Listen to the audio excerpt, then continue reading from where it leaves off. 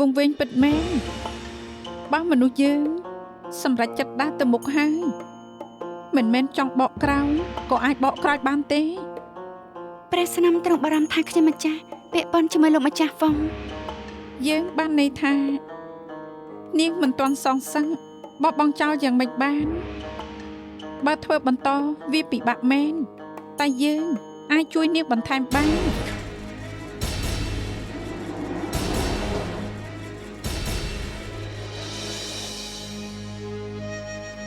ព្រះស្នំឲ្យអញ្ឆាន់ធ្វើអី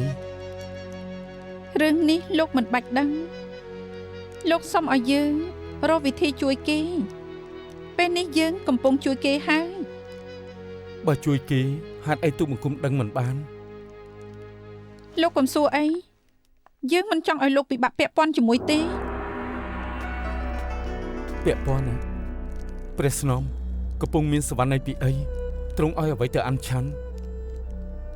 ឲ្យអ្វីទៅអញ្ឆាន់ថ្នាំពឹសមានតែវិធីនេះទើបអាចជួយគេបានឲ្យអញ្ឆាន់ដាក់ថ្នាំព្រះមហេសីដូចឲ្យគេទៅស្លាប់ដាក់ថ្នាំពឹសព្រះមហេសីមិនមែនរឿងងាយតែឲ្យគេដាក់ថ្នាំពឹសខ្លួនឯងនៅមុខព្រះមហេសី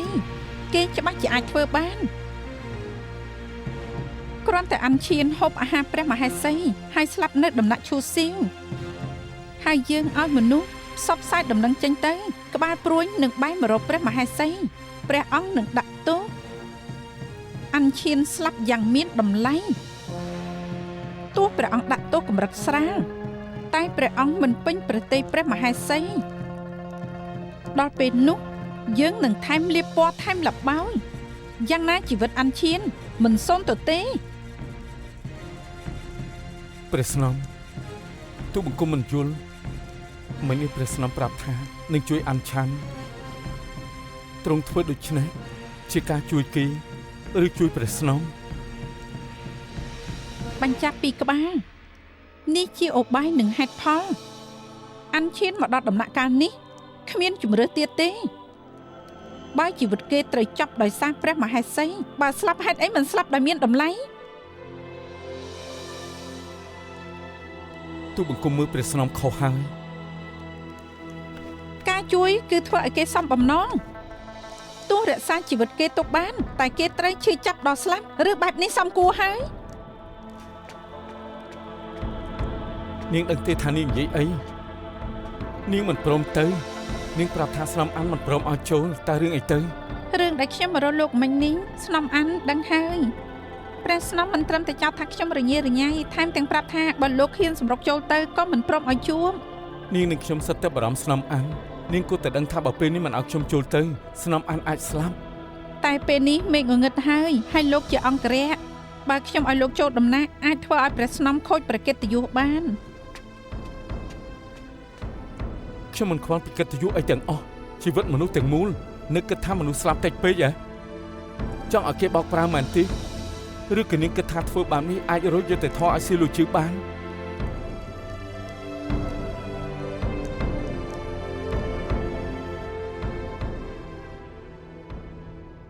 ដាក់ទោសហីប៉ុន្មានថ្ងៃមុនយើងឲ្យលោកយកថ្នាំទៅដំណាក់ឈិនឈៀនចុងក្រោយត្រូវកូនប្រឡូករារាំងលោកមិនខុសទេព្រះមហេសីទូលបង្គំអប់រំកូនមិនបានល្អ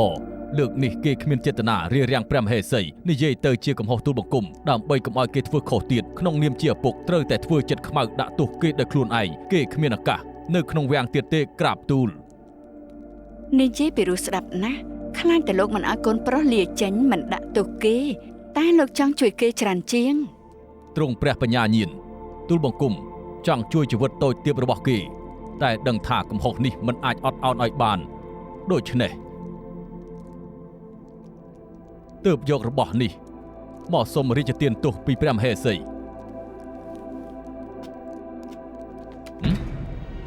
នេះជាអ្វីនេះគឺម្រាមដៃរបស់ប៉ាយ៉ាង លោកជាអ្នកកាត់ម្រាមគេខ្លួនឯងហ៎ក្រាបទូលពិបាកណាស់ដែលលោកម្ចាស់សុនស្មោះត្រង់ជាមួយយើងព្រះមហេសីត្រាស់ជ្រុលពេកហើយទូលបង្គំមិនហ៊ានទេទូលបង្គំអាយុច្រើនណាស់ទៅហើយវាលើសពីសមត្ថភាពរបស់ទូលបង្គំដែលអាចនៅក្នុងវាំងបំរើ ព្រះមហេសីតទៅទៀតបានសូមព្រះមហេសីជ្រើសរើសអ្នកមានថ្វីដៃមកបម្រើព្រះមហេសីបន្តទៀតចុះក្រាបទូលល្អយើងក៏មិនចង់បង្ខំអ្នកណាដល់ពេលដែលលោកត្រូវសម្រាកលោកត្រឡប់ទៅត្រៀមខ្លួនតែបានហើយអរព្រះគុណព្រះមហេសីទូលបង្គំទូលលា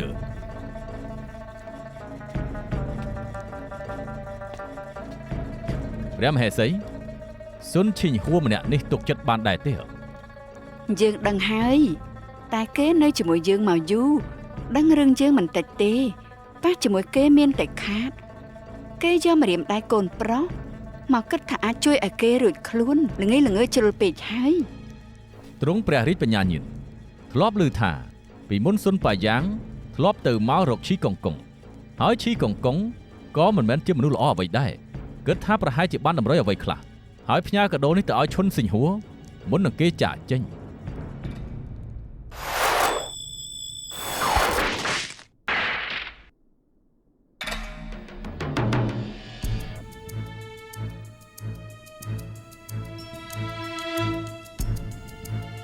លោកឈិនសួង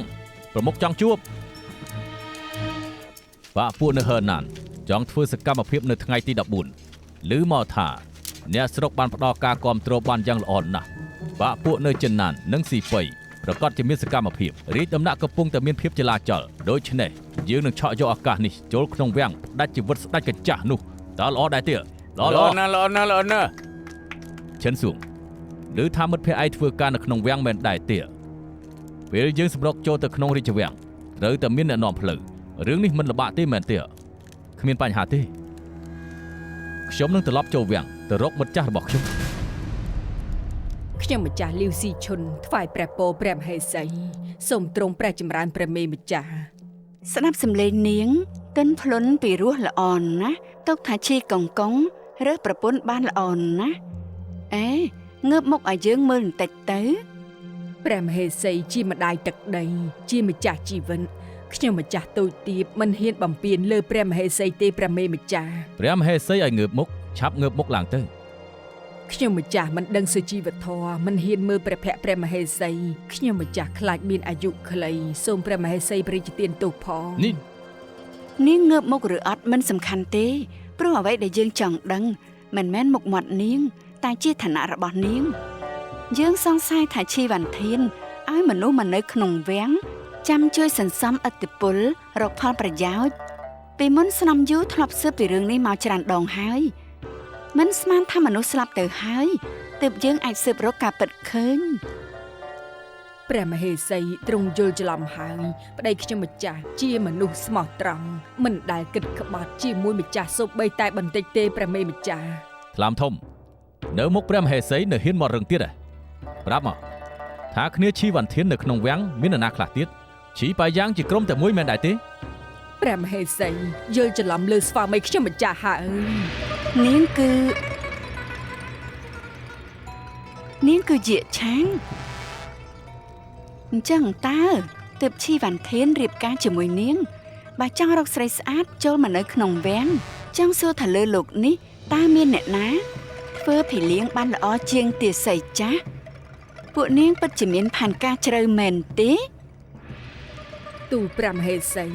ពេលខ្ញុំម្ចាស់ចេញពីវាំងដឹងខ្លួនថាតូចទាបធ្លាក់ខ្លួនសឹងតែคล้ายជាស្រីបនសំណាងល្អដែលបានជួបនឹងស្វាមីទើបរស់នៅយ៉ាងមានកិត្តិយសបានខ្ញុំម្ចាស់គ្មានកលល្បិចអ្វីនោះទេសូមទ្រង់ព្រះតម្រេះផងព្រះមេម្ចាស់បើនាងគ្មានល្បិចកលអីហេតុអីមិនហ៊ានងើបមុខមើលយើងព្រះមហេសីចាំខ្ញុំម្ចាស់បានក៏ទុកថាជាបុណ្យខ្ញុំម្ចាស់ប៉ុន្តែមានរឿងមួយព្រះមហេសីប្រហែលជាភ្លេចហើយកាលនោះខ្ញុំម្ចាស់ជាទាសីរបស់ស្នំវ៉ានព្រះមហេសីនិងខ្ញុំម្ចាស់សុទ្ធតែដឹងមូលហេតុនៃការស្លាប់របស់ស្នំវ៉ានច្បាស់ដែលខ្ញុំម្ចាស់មិនហ៊ានងើបមុខឡើងខ្លាចព្រះមហេសីគិតថាខ្ញុំម្ចាស់នាំរឿងទាំងអស់នេះទៅនិយាយព្រះមេម្ចាស់ខ្លាំធំពេកហើយបើព្រះមហេសីមិនខ្លាចអ្នកផ្សេងគេដឹងថាពេលនោះស្នំវ៉ានស្លាប់បែបម៉េចថ្ងៃនេះខ្ញុំម្ចាស់នឹងនិយាយម្ដងទីនេះផ្ដាស់ផ្ទះមាត់វាទៅក្នុងវាំងមានអ្នកណាជាគ្នានាងទៀតប្រាប់មកទេខ្ញុំម្ចាស់អត់មានគ្នាគេថាសាងបាបត្រូវសងបាប ទូក្នុងវាំងគ្មានអ្នកណាហ៊ានតតាំងតែមានអ្នកខ្លះមិនយូរទេនឹងត្រូវមេឃផ្ដន្ទា មាត់ឯងនេះអាក្រក់មែនផ្ទះមាត់វាទៀតទៅបើយើងមិនប្រាប់ឲ្យឈប់ហាមឈប់ សម្ដីថ្លង់មែន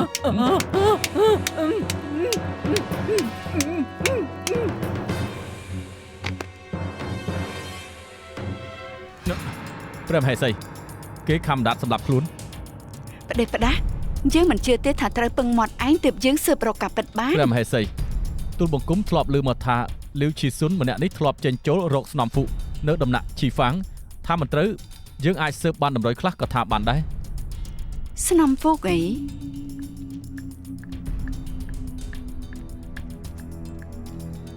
ឲ្យឆាប់ឡើងពេលណាទៅដល់ដងគូហួរឲ្យឆាប់ឡើងនិយាយកញ្ចាស់នេះធ្ងន់ណាស់តើនេះ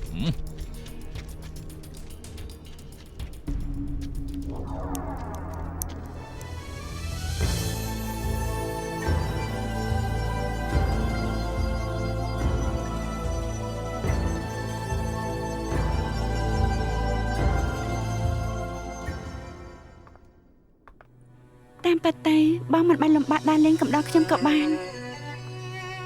នៅយ៉ាងមានក្តីសុខក៏ព្រោះលៀបបើក្រៅក្រំចិត្តស្លាប់ក៏ព្រោះជាតាលើកមុនខ្ញុំត្រូវសម្ដែងទឹកមុខដើម្បីការងារឈីកង់កង់ថ្ងៃនេះនៅមុខបងខ្ញុំក៏មិនបាច់ខំញញឹមសង្ឃឹមថាបងនឹងយល់ពីអារម្មណ៍ខ្ញុំនៅពេលនេះ ឈុនចាស់គំនិតហើយកំពុងខ្លាចជាម្ដាយគេបងដឹងថានាងជួយខ្លួនឯងបាន បងខាងខ្ញុំដែរទេ អ្នកណាថាមកបងអូនស្រីសន្យាជាមួយបងបានទេ រឿងអ្វីទៅ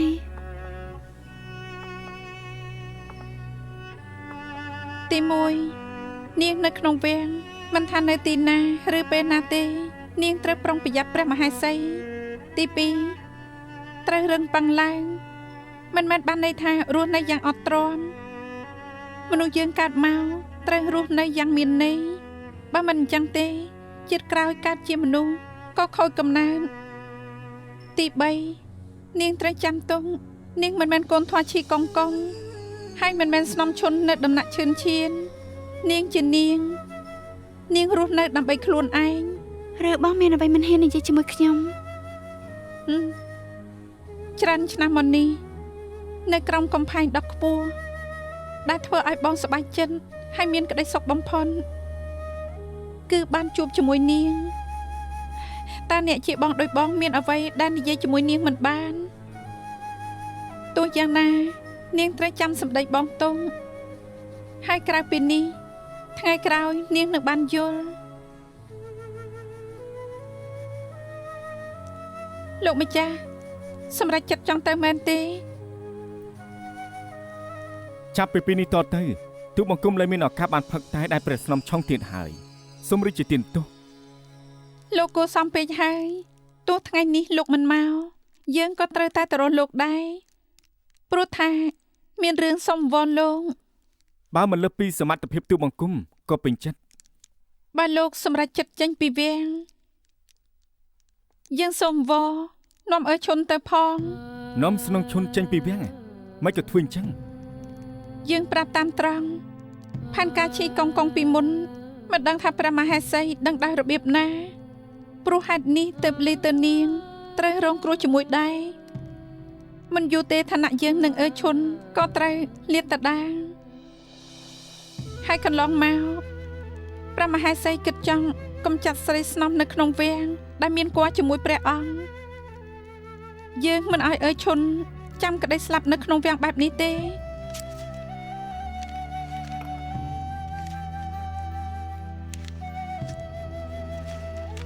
ប៉ុន្តែនាំស្នំឈុនចេញពីវាំងមិនមែនជារឿងងាយស្រួលទេ យើងមានមធ្យោបាយមួយពិតមែនតែចេញចូលវាំងវាតាំងតែក៏មានករណីលើកលែងខ្លះបនសំជាឱកាសល្អអាចនាំឈុនចេញពីវាំងបាន នេះក៏ទុកថាវិធីល្អមួយដែរប៉ុន្តែត្រូវចាំឲ្យស្នំនៅក្នុងវាំងអស់ព្រះជន្មទើបមានឱកាសទឹកឆ្ងាយមិនអាចពន្លត់ភ្លើងក្នុងចិត្ត ណា ស្នំហ្វុស្នំហ្វុហេតុអីសម្រេចចិត្តបែបហ្នឹងហេតុអីក៏ផឹកថ្នាំពឹស យើងហត់ខ្លាំងហើយព្រោះថាយើងល្ងងច្រើនឆ្នាំហើយការផឹកថ្នាំពឹសតិចឬច្រើនចំពោះយើងវាមិនខុសគ្នាទេ ជាច្រើនឆ្នាំមកនេះទ្រង់សោយថ្នាំពឹស មិនអញ្ចឹងយើងធ្វើមិនកាត់រោគបេះដូងរ៉ាំរ៉ៃបែបនេះហើយមិនអញ្ចឹងច្រើនឆ្នាំមកនេះលោកមិននឹងយកចិត្តទុកដាក់មកព្យាបាលយើង ទ្រង់ធ្វើបែបនេះដើម្បីឲ្យបានជួបទូបង្គំដើម្បីទូបង្គំលះបង់អនាគតខ្លួនឯងតើសមដែរទេ មិនមែនថាយើងគ្មានល្បិចកលតាមពិតទៅឈីកុងកុងអប់រំយើងឲ្យខ្លាចជាបែបនេះតាំងពីតូចដល់ធំក្នុងចិត្តយើងមានតែឈីកុងកុងម្នាក់គុណដោយមិនដឹងថាស្នេហាជាអ្វីរហូតដល់7ឆ្នាំមុនយើងបានជួបនឹងលោក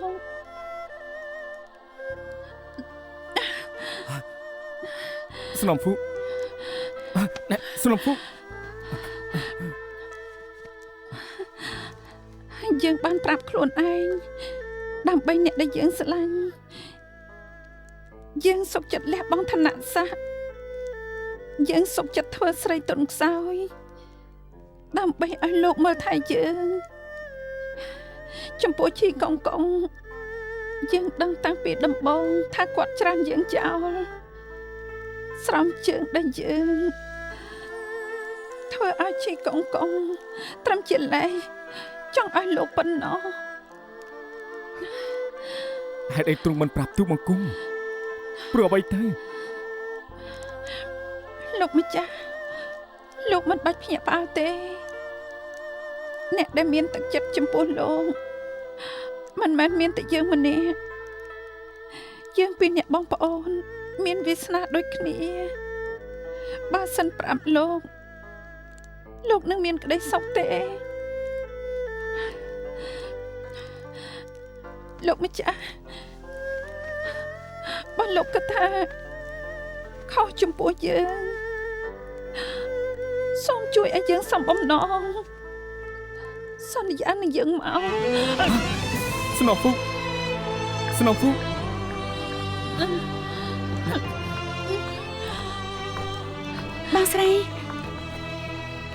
បងស្រី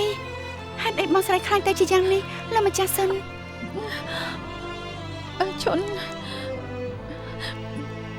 បងស្រី បងផឹកថ្នាំពុលសម្រាប់ខ្លួនមិនពាក់ព័ន្ធនឹងអ្នកណាទាំងអស់ឈុន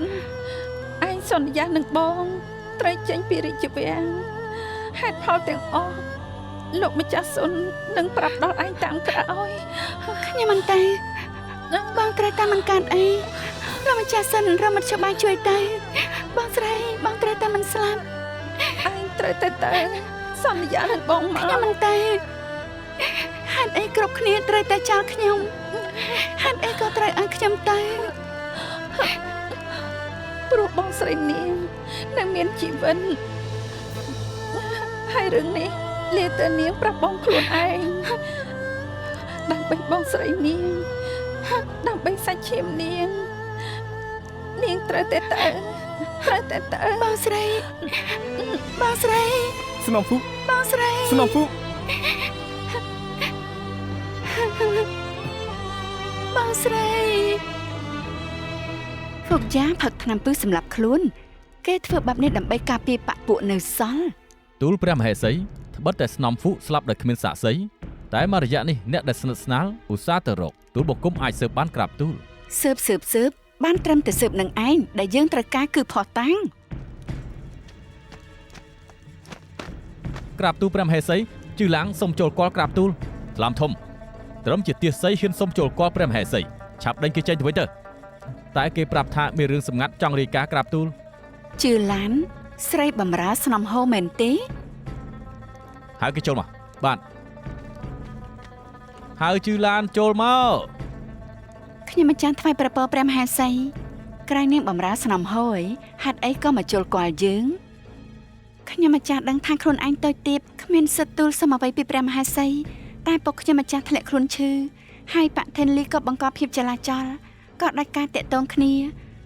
ខ្ញុំម្ចាស់ធ្លាប់ទូលអនុញ្ញាតសង្ឃឹមថាព្រះមហាសីទ្រង់នឹងមេត្តា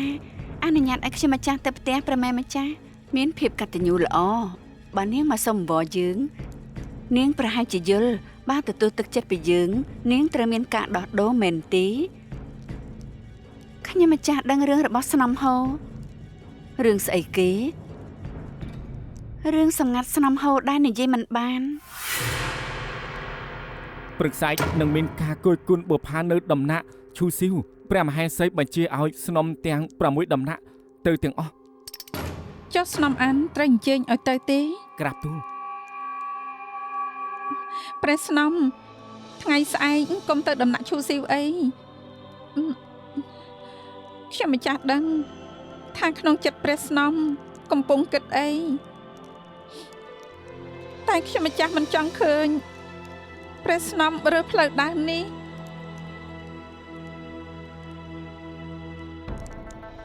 ទៀងឡាញ់មនុស្សយើងពេលខ្លះដឹងច្រើនក៏មិនល្អដូចគ្នានឹងខ្ញុំដឹងច្រើនពេករើផ្លូវដើមមិនបានត្រូវដើរបន្តទៀត ទាំងអស់គ្នាទៅឬព្រះស្នំមិនទៅក្រាបទូល មិនចាំបាច់ថ្ងៃស្អែកនៅដំណាក់ឈូស៊ីវច្បាស់ជាគ្មានអីល្អទេ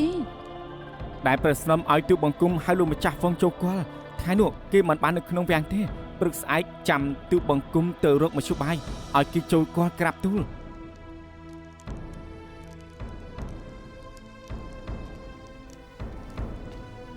នាងមិនឯមក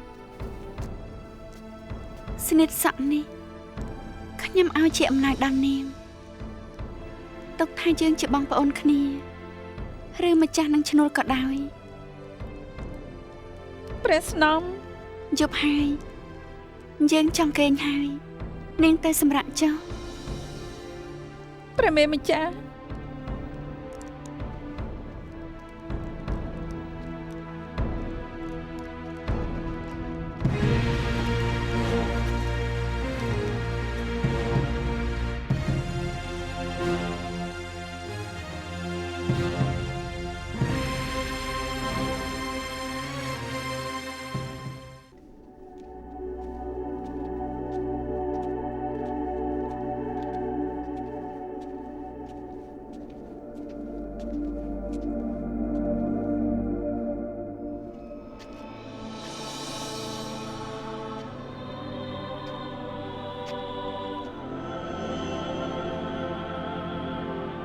ទៀងឡាន់ជឿនខ្ញុំត្រឹមនេះបានហើយ ព្រះស្នំ ចាំសម្ដីខ្ញុំជប់មិញបានទេបើនាងលំបាកពេលណាត្រូវដឹងថាគួរឲ្យអ្នកណាជួយរឿងបែបនេះនាងចាំបានទេ ខ្ញុំនឹងចាំពាក្យទូលមានមេការរហូតទៅមេការត្រូវប្រយ័ត្នឲ្យល្អខ្ញុំទៅហើយ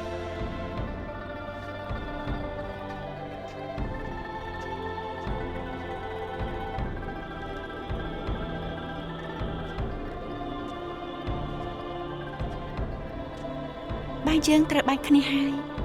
លោកម្ចាស់ឲ្យខ្ញុំទៅ ម្លឹកនាងក៏រើសផ្លូវដោយខ្លួនឯងតែនាងដែលគិតទីថាពេលខ្លះនាងរើសខុស ខ្ញុំរើសដើរផ្លូវនេះម្នាក់ឯងទោះខុសឬត្រូវមិនពាក់ព័ន្ធនឹងអ្នកណា មិនថាយ៉ាងណាខ្ញុំសុខចិត្តដើរជាមួយនាង លោកគួរតែដឹងថាខ្ញុំមិនអាចលោកធ្វើបែបនេះ អ្នករើសផ្លូវដើរមិនមានតែនាងម្នាក់ឯងទេបន្តិចទៀតខ្ញុំនឹងទៅប្រគល់ខ្លួនសារភាពថាខ្ញុំជាអ្នកសម្លាប់អឺឡូលីជាមួយក្មួយប្រុស កុំល្ងងពេកអី ឬក៏នាងឆ្លាតជាងខ្ញុំ ទោះលោកតែប្រគល់ខ្លួនក៏ព្រានខ្ញុំមិនបានដែរ ខ្ញុំដឹងខ្ញុំយល់ច្បាស់សប្តាហ៍ថ្ងៃនេះខ្ញុំគ្មានសិទ្ធិថែទាំនាងចែករំលែកសុខទុក្ខជាមួយនាងមិនបានហើយក៏មិនអាចជួយសងសឹកឲ្យបានពេលនេះ ខ្ញុំត្រូវបន្ថយយើងមកសាកមើលថាខ្ញុំមានន័យក្នុងចិត្តនាងប៉ុណ្ណាបើសិនភាពជជែកខ្ញុំទប់នាងមិនជាប់តែខ្ញុំរស់នៅបន្តទៀតដើម្បីអី តាលោកយល់ទេយល់ពីសភាពខ្ញុំទេព្រះមហាសីមកដោះលែងខ្ញុំទេជីវិតខ្ញុំនៅក្នុងដៃទ្រង់ក្រោយពីចេញឲ្យផុតពីទីនេះខ្ញុំគ្មានជំរើសទៀតទេពេលទីជប់លៀងនៅក្នុងថ្ងៃនេះជាឱកាសចុងក្រោយរបស់ខ្ញុំ ទាំងនេះជាសម្ដីផ្ដេសផ្ដាសរបស់ស្នំយូ ស្នំយូនិយាយគឺជាការពិត តែនាងយល់ទេទ្រង់បោកប្រានាងខ្ចីកំបិតសម្រាប់មនុស្សហេតុផលងាយៗក៏នាងមិនយល់ដែរ សម្ដីស្នំយូទាំងអស់គ្រប់យ៉ាងដែលទ្រង់ធ្វើគឺដើម្បីការពារលោកហេតុផលងាយៗប៉ុណ្ណឹងក៏លោកមិនយល់ដែរខ្ញុំយល់ពីមិត្តភាពដែលលោកមានចំពោះខ្ញុំតែការបារម្ភដែលព្រះស្នំមានចំពោះលោកគួរតែដឹងច្បាស់ខ្ញុំនៅក្នុងវាំងនេះកាន់តែយូរលោករត់តែធ្វើអ្វីល្ងងខ្លាំងច្រើនឡើងបានលោកត្រូវលះបង់ដើម្បីខ្ញុំគិតថាស្នំយូមិនខូចចិត្តឬយ៉ាងម៉េចបើខ្ញុំជាស្នំយូខ្ញុំក៏ធ្វើបែបនេះបានលោកទៅប្រកល់ខ្លួនលោកនឹងធ្វើឲ្យខ្ញុំជាមួយព្រះស្នំខូចការតាំងចិត្តគ្រប់បញ្ហាត្រូវដោះស្រាយព្រោះគំនុំខ្ញុំឬទំនាក់ទំនងយើងទាំង3នាក់គ្រប់យ៉ាងត្រូវតែមានច្រកចេញលោកចង់ទៅណា ខ្ញុំចូលគាល់ព្រះអង្គទូលពីភាពអាក្រក់របស់ព្រះមហេសីខ្ញុំមិនជឿថាព្រះអង្គបណ្ដោយឲ្យព្រះមហេសីសាងបាបដោយមិនហាមនោះទេ លោកធ្វើបែបនេះមិនបាននោះទេ បែបនេះពួកយើងក៏គ្មានអ្នកណាត្រូវស្លាប់បើនាងចង់រកច្រកចេញនេះជាច្រកតែមួយគត់ បងហ្វុង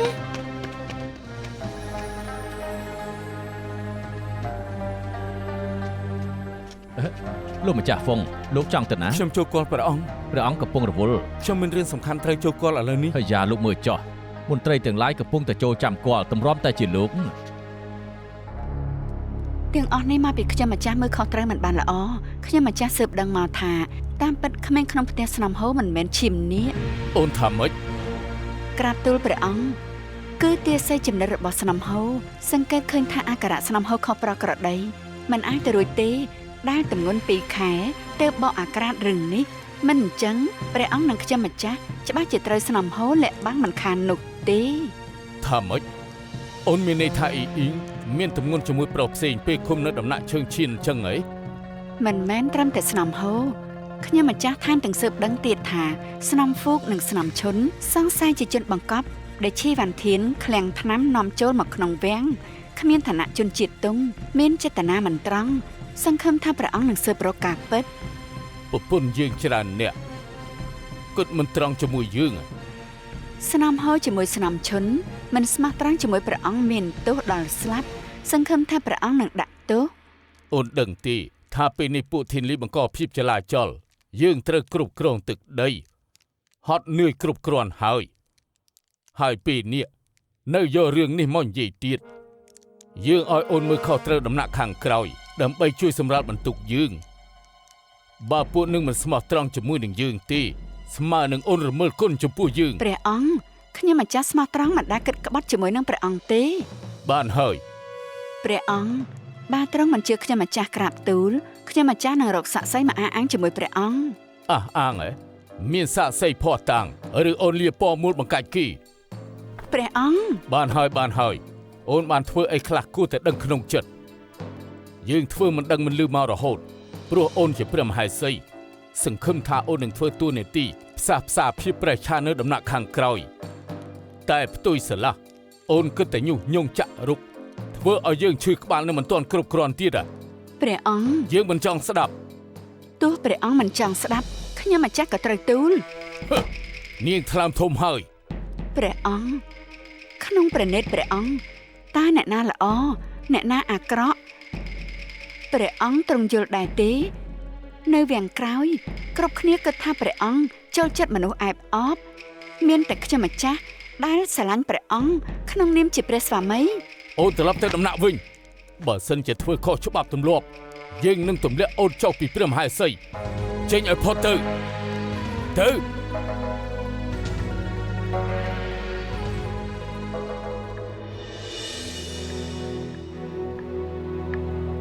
ថ្វាយបង្គំស្នំយូថ្វាយបង្គំស្នំយូ អញ្ជើញអស់លោកតាមសប្បាយយើងមកនេះមានរឿងចង់និយាយជាមួយលោកម្ចាស់ហ្វុង អរព្រះគុណព្រះស្នំ មិនថាសំខាន់ប៉ុណ្ណាទៅនិយាយនៅដំណាក់យ៉ុងសូ ដើម្បីជីវិតស្នំអានថ្ងៃនេះមិនថាយ៉ាងណាទូលបង្គំត្រូវចូលគាល់ព្រះអង្គឲ្យបាន ចូលគាល់ព្រះអង្គហើយវាយ៉ាងម៉េចហើយចង់ទូលអ្វីដល់ព្រះអង្គឬលោកចង់ឲ្យព្រះអង្គដឹងថាលោកនៅអាឡោះអាឡៃស្នំអានទៀតកុំព្រួយអីយើងយកថ្នាំពុលពីស្នំអានមកហើយយើងនឹងទទួលខុសត្រូវពីសុវត្ថិភាពគេ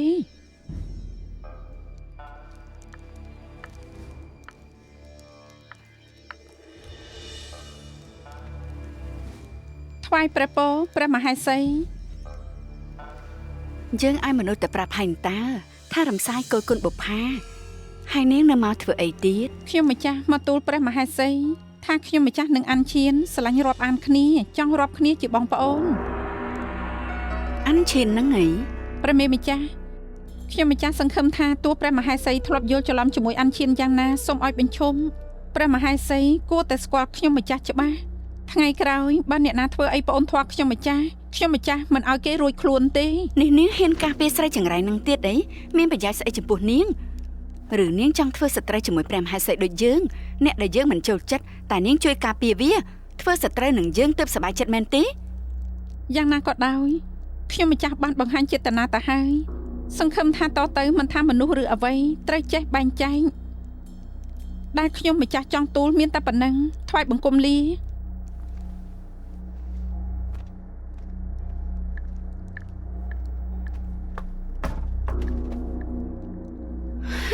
គ្មានអ្នកណាទុកយើងក្នុងខ្សែភ្នែកទេហេតុអី សំណាងល្អពេលនេះព្រះមហេសីអត់មានអំណាចនៅវាំងក្រោយតែម្នាក់ឯង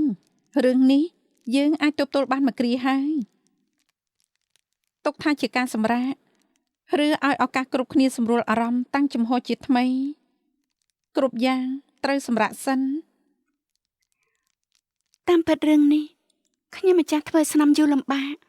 តាមពិតខ្ញុំម្ចាស់មិនចង់ ដើម្បីការពារនាងគិតថាយើងមានផ្លូវថយទៀតអញ្ចឹងហ៎យើងចុះទូកជាមួយគ្នាហើយទោះលិចឬអណ្ដែតនាងនៅលើទូកឬអត់មិនសំខាន់ទេ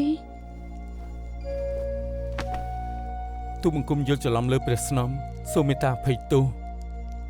រឿងដែលកើតឡើងហើយមិនអាចកែប្រែបានអ្វីដែលយើងអាចធ្វើបានគឺចាំមើលអនាគតហើយរើផ្លូវដែលត្រឹមត្រូវពេលនេះគ្រាអាសន្នទៅនៅដំណាក់យីខុនម្នាក់ឯងមានគ្រោះថ្នាក់ណាស់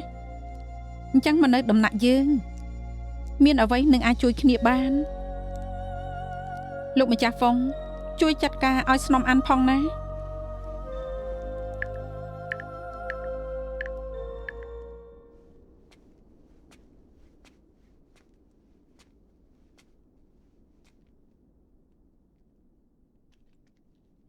លោកម្ចាស់ហ្វុងកុំតន់អាទៅ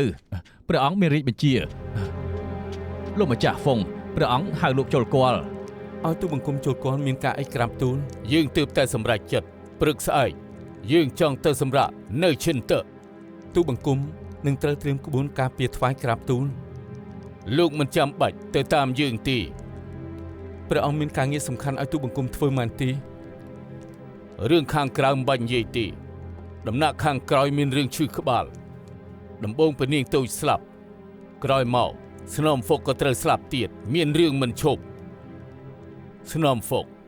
យើងខុសចំពោះនាងព្រះអង្គកុំសោកសង្រេងកាត់ប្រតិយផង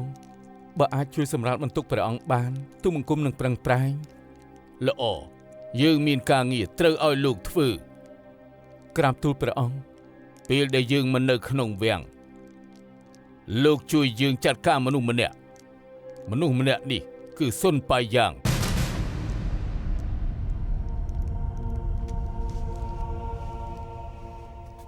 មេការលាវបានត្រៀមចាត់ចែងរឿងធ្វើដំណើរថ្ងៃស្អែករួចរាល់ហើយឮថាលោកម្ចាស់ដែលចង់ទិញផ្ទះយើងគេថាតម្លៃរៀងថ្លៃបន្តិចលោកពុក មេការលីវនៅជាមួយយើងយូរហើយគេចង់នៅរាជធានីសិន ដើម្បីតាំងតម្លៃឲ្យយើងចាត់ការគ្រប់យ៉ាងឲ្យរួចរាល់លើកនេះយើង3នាក់ត្រូវឆាប់ចេញពីរាជធានីត្រូវលំបាកឯងតិចហើយណា ខ្ញុំមិនលំបាកទេខ្ញុំមើលខុសត្រូវការងារក្នុងផ្ទះតិចតួចប៉ុណ្ណោះចំណែកលោកពុកនិងលោកបងជួបតែរឿងរញ៉េរញ៉ៃនៅក្នុងវាំងដូច្នេះខ្ញុំដឹងថាលោកពុកជាមួយលោកបងសម្រាប់ចិត្តបែបនេះត្រូវតែមានហេតុផល តកូលស៊ុនមានកូនប្រសាដូចជាឯងទុកថាជាបុណ្យតកូលស៊ុនតែយើងខ្លាចថាបាបធ្លាក់មកលើឯងណា លោកពុកកុំនិយាយអញ្ចឹងអីខ្ញុំដឹងត្រឹមថាតទៅនឹងមានពេលនៅជាមួយលោកបងច្រើនឡើងប៉ុណ្ណឹងខ្ញុំក៏សប្បាយចិត្តហើយលោកបង ពុក លោកពុកខ្ញុំមិនរំខានលោកពុកជាមួយនឹងលោកបងនោះទេ ហើយសៀ មានអ្វីមែនទេលោកបង បងឃ្លានហើយ ចាំខ្ញុំទៅត្រៀមអាហារមកជូន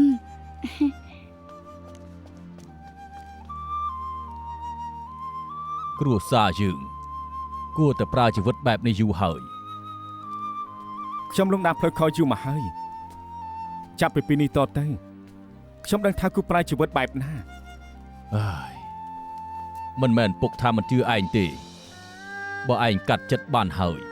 ថ្ងៃស្អែកពេលជូនដំណើរព្រះសពស្នំហ្វុកឯងមិនគួរចូលទៅរាជវាំងទៀតទេពុកសន្យាជាមួយហៅសៀព្រឹកស្អែកនឹងចេញពីរាជធានីបើឯងបន្លាយពេលកន្លះថ្ងៃទៀតហៅសៀច្បាស់ជាបារម្ភពីឯងមិនខាននោះទេណា ខ្ញុំជាមួយស្នំហ្វុកស្គាល់គ្នាមកច្រើនឆ្នាំហើយមានតែស្នំហ្វុកម្នាក់គត់ដែលមិនធ្លាប់ទុកខ្ញុំជាគ្រាប់អប់ឲ្យចាប់ដាក់ដើម្បីបង្ហាញការគោរពខ្ញុំសូមជូនដំណើរទ្រង់ជាលើកចុងក្រោយ បើកូនប្រាប់ថាបង្ហាញភាពគោរព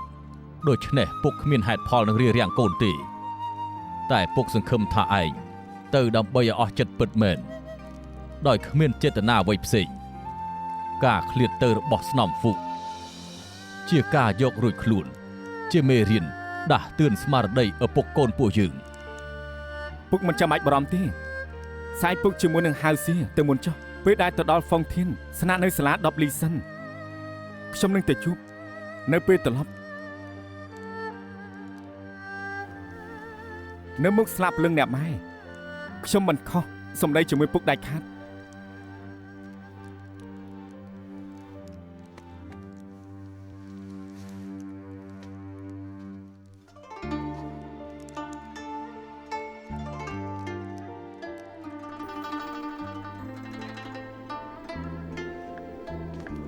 ថ្វាយព្រះពរស្នំយូ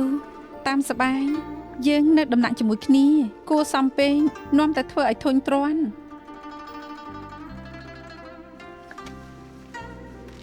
ខ្ញុំម្ចាស់ខ្លាចជាបន្ទុកអ្នកដទៃខ្ញុំម្ចាស់មិនដាល់សម័យឲ្យស្នំយូព្រះរាជទានទោស លើកទោសហេមិនចាំបាញ់នាងនឹងយើងរួមស្វាមីក៏ដូចសាច់ញាតិហើយសំណាងអាក្រក់ដែលស្រឡាញ់ប្រុសតែមួយជាសត្រូវបេះដូងហើយអ្នកណាខុសចំពោះអ្នកណានោះគិតយ៉ាងណាក៏គិតមិនចេញបើទេវតាធ្វើបាបបន្ទោសក៏ត្រូវបន្ទោសទេវតា ខ្ញុំម្ចាស់ក៏ចង់បន្ទោសមេឃដីតែការសម្រេចចិត្តនៅពេលនោះកើតឡើងដោយសារយើងខ្លួនឯងពេលមុនដែលខ្ញុំម្ចាស់ធ្វើគ្មានថ្ងៃត្រឡប់ថយក្រោយបានមិត្តដែលត្រូវស្លាប់ដោយសារខ្ញុំម្ចាស់គ្មានថ្ងៃរស់ឡើងវិញអ្នកដែលខ្ញុំម្ចាស់ខុសចំពោះគេគ្មានថ្ងៃគិតថាត្រូវគ្នាវិញ ព្រោះនាងមិនហ៊ានទៀមទាហ្វុងអ៊ូគេមិនស្អប់ខ្ពើម ខ្ញុំម្ចាស់មានស្វាមីហើយទោះហ្វុងអ៊ូមិនស្អប់ខ្ពើមតែខ្ញុំម្ចាស់ក៏មិនអាចតបស្នងបានខ្ញុំម្ចាស់គិតថាព្រះស្នំគួរតែយល់ហេតុផលនេះបានច្បាស់ ត្រូវហើយភាពខូចចិត្តវាមិនអាចជាផុតបានបើកាលនោះយើងមិនបង្ខំឲ្យនាងរៀបការ គ្រាលំបាកស្គាល់មិនពិតរឿងនេះក៏អាចនឹងមិនកើតឡើងជាមួយនាងនិងហ្វុងអ៊ូដែរបើមិនព្រោះតែភាពអាក្រក់របស់ព្រះមហេសីនាងក៏មិនលះបង់ស្នេហាដើម្បីសងសឹង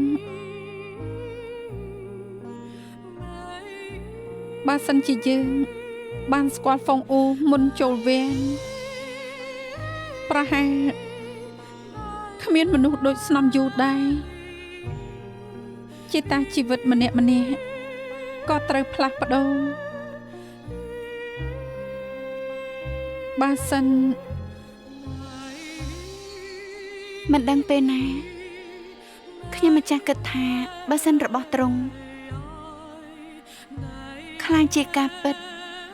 សង្ឃឹមថាទេវតានឹងមេត្តាបើខ្ញុំម្ចាស់ចាប់ផ្ដើមជាថ្មីបានគួរឲ្យស្ដាយគ្រប់យ៉ាងដែលនៅពីមុខគឺសុបិនអាក្រក់ភ្ញាក់បានគ្រប់ពេលផ្ទុយគ្នាពាក្យថាបើសិនក្នុងចិត្តខ្ញុំម្ចាស់គឺសុបិនរបស់មនុស្សល្ងីល្ងើទៅយប់នេះនាងមិនព្រមដេញមិនចង់ស្វែងរកសុបិនដើម្បីបោកខ្លួនឯងស្នំយូក៏គិតដូច្នេះដែរ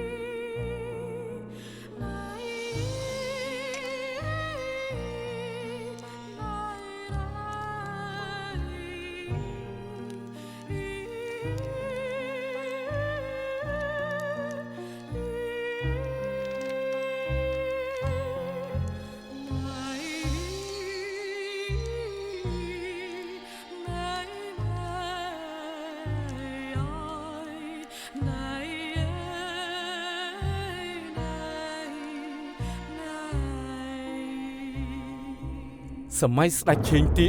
18លឿនឈៀងមេប៉ាធីនលីរួមដៃជាមួយនឹងអាម៉ាត់ក្នុងវាំងបែងចែកកម្លាំងជា2ក្រុមសម្រុកចូលទ្វារវាំងតុងហួរនិងស៊ីហួរសម្រាប់មនុស្សក្នុងវាំងខ្លាចជាហេតុការណ៍អាក្រក់